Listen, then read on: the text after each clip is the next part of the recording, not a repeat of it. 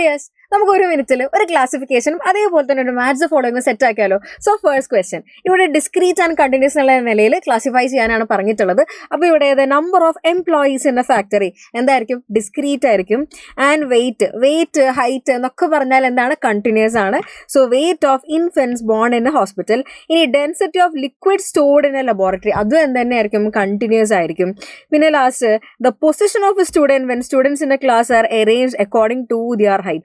പൊസിഷനാണ് ചോദിച്ചിരിക്കുന്നത്. അപ്പോൾ എന്താണ്? അത് ഡിസ്ക്രീറ്റ് ആയിരിക്കും. സോ ഇവിടെ വെറുതെ ഹൈറ്റ് എന്ന് കണ്ടിട്ട് നേരെ പോയിട്ട് കണ്ടിന്യൂസ് ആണെന്ന് കയറി കുത്തരുത്. അപ്പോൾ ഇവിടുത്തെ കീ പോയിന്റ്സ് എന്ന് പറഞ്ഞാൽ എന്താണ്? ഇവിടെ നമ്പർ ഓഫ് എംപ്ലോയീസ് ആണ് ചോദിച്ചിട്ടുള്ളത്. ഇവിടെയാണെങ്കിൽ വെയിറ്റ് ഓഫ് ഇൻഫൻസ് ആണ്. ഇവിടെ ഡെൻസിറ്റി ഓഫ് ലിക്വിഡ്സ് ആണ്. ഇവിടെ പൊസിഷൻ ഓഫ് സ്റ്റുഡൻസ് ആണ്. സോ ഇവിടെ ഇത് ഡിസ്ക്രീറ്റ്, കണ്ടിന്യൂസ്, ഡിസ്ക്രീറ്റ് എന്നുള്ള നിലയ്ക്കാണ് ആൻസർ ആയിട്ട് വരുന്നുണ്ടായിരിക്കാം. ഇനി ഒരു മാച്ച് ഫോളോയിങ് നോക്കുകയാണെങ്കിൽ ഇവിടെ നമ്മളുടെ സെക്കൻഡ് ചാപ്റ്ററിൽ നിന്ന് വന്നിട്ടുള്ള ഒരു മാച്ച് ഫോളോയിങ് ആണ് ചോദിച്ചിട്ടുള്ളത്. First one, answers are filled by the respondents. അതായത് ആർക്കാണോ നമ്മൾ ക്വസ്റ്റ്യനെയർ അയച്ചു കൊടുക്കുന്നത് അവരാണ് ആൻസേഴ്സ് ഫില്ല് ചെയ്യുന്നത്. അത് ഏത് മെത്തേഡാണ്? മെയിൽഡ് ക്വസ്റ്റ്യനെയർ മെത്തേഡാണ്. സോ ഫസ്റ്റ് വണ്ണിൻ്റെ ആൻസർ ആയിട്ട് വരുന്നത് എന്താണ്? മെയിൽഡ് ക്വസ്റ്റ്യനെയർ ആണ്. 3 ആണ് വരുന്നത്.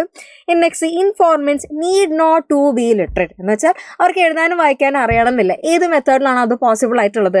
ഷെഡ്യൂൾ എന്നുള്ള മെത്തേഡിലാണ്. കാരണം എന്താണ്? കാരണം ആൻസേഴ്സ് ഫില്ല് ചെയ്യുന്നത് ആരാണ്? എന്യൂമറേറ്റർ ആണ്. അപ്പോൾ ഈ എന്യൂമറേറ്റർ ചോദ്യം ചോദിക്കുന്നു, ആൻസർ ഫില്ല് ചെയ്യുന്ന ആരാണ്? എന്യൂമറേറ്റർ തന്നെയാണ്. അപ്പോൾ അവിടെ ആൻസർ ആയിട്ട് വരുന്നത് എന്താണ്? 4th വണ്ണാണ് ആൻസർ ആയിട്ട് വരുന്നുണ്ടായിരിക്കാം.